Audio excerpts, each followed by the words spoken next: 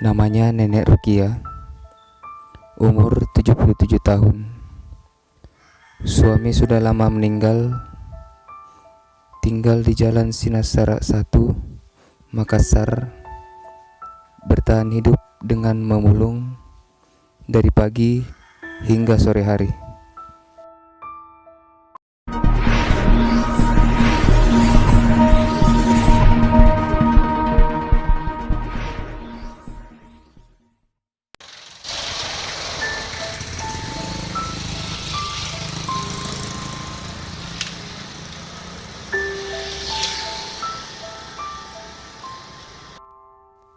Bermodalkan kantong plastik bekas,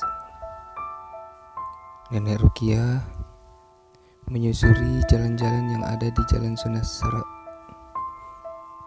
mencari barang-barang bekas, lalu dikumpulkannya. Kemudian setelah terkumpul,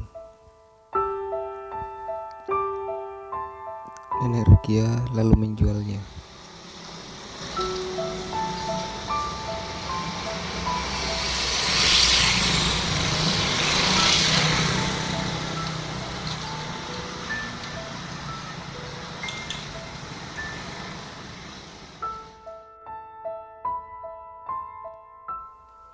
Semenjak suami meninggal beberapa tahun yang lalu, Nenek Rukia memilih memulung untuk bertahan hidup.